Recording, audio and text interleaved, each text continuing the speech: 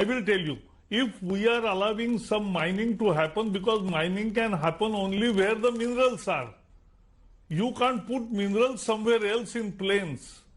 So if minerals are in forests, you will have to give the forest land. So, firstly, when any development takes place, it transforms the entire landscape, whether it's the geology, soil systems, water systems, the flora, the fauna, the entire human life that is dependent on these ecosystems.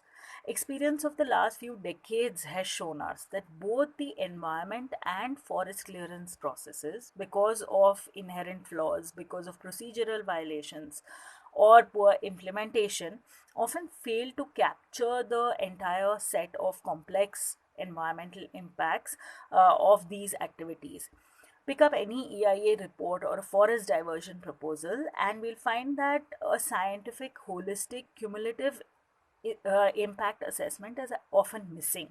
So, when the impacts of a particular development are not understood, are not known enough, then how can we plan the mitigation strategy? That is the first question. More importantly, when impacts are multiple, they're complex, they're long term, and often irreversible. So, while it all sounds very simple and straightforward that we do damage in one place and then we offset or make up for it by doing something beneficial in another place, it's actually quite the opposite, because the existing experience of communities, of activists, studies done by researchers, and even the government's own data shows that this is nothing but a greenwashing exercise. And in fact, what a policy and a law like compensatory afforestation has been doing is legitimizing the destruction of forest ecosystems and further tampering with the environment and people's livelihoods in complete violation of their constitutional rights. There are two things which I must explain, Rajdeep. This is very important. Misconception will run away, because if you give, say, 100 acres for a mine, or even less, 50 acres for a mine, another 50 acres are given in the plain or degraded for, or on different private land for afforestation. The money is also paid. And now I am tying it that this is the piece which has been given for development. This is the piece in lieu of that developmental project. The new forest has emerged. So we will track and we'll keep it in public domain, the growth, year-wise growth of the alternate plantation. Now, if we look at the guidelines for compensatory afforestation, what they state is that land by land needs to be compensated and trees by trees. So, let's look at the land question first. According to the policy, an equal amount of non-forest area needs to be brought under compensatory afforestation of that has been diverted. If not available, then double the area of degraded forest land needs to be afforested. So the assumption here is that public or common land is an infinite commodity, that it is readily available and simply needs to be transferred to the forest department where they can raise plantations. But what is actually happening on the ground is that the targets for afforestation are not fulfilled primarily because of non-availability of land and suitable sites.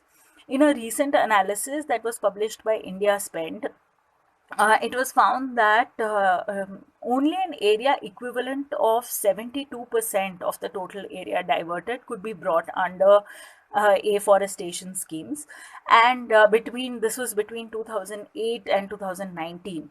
And in a study that we did in Kinnaur in Himachal Pradesh in 2016, we found that the compensatory afforestation planned, only 12% of the targets were achieved, and the staff of the forest department themselves admitted that this is because of suitable sites not being available. As a result of this, what happens is the forest department, to complete its targets, ends up planting in all kinds of lands. Where natural forest exists, land which is for use for agriculture, for homestead, other community purposes, and people have user rights in these lands, and yet without obtaining their consent under FRA, these are being transferred for plantations. In fact, last to last month in Telangana, almost 80 tribal families were evicted, and and then the police used force so that plantations could be carried out. So first, the affected communities lose their farms and forests to a project, and then communities elsewhere also lose access to land and forest, because once it's under plantations, then they can't graze their animals there or use that land for any other purpose. Now, let's look at this idea of trees by trees. First, we need to understand that there's more to an ecosystem than just trees.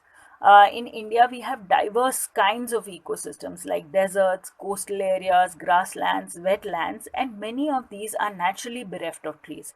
So, the nature of loss of caused by any development activity in these areas will be different. There have been enough studies to show that when the forest department carries out these plantations, it falls back on using fast growing species that have a better chance of survival.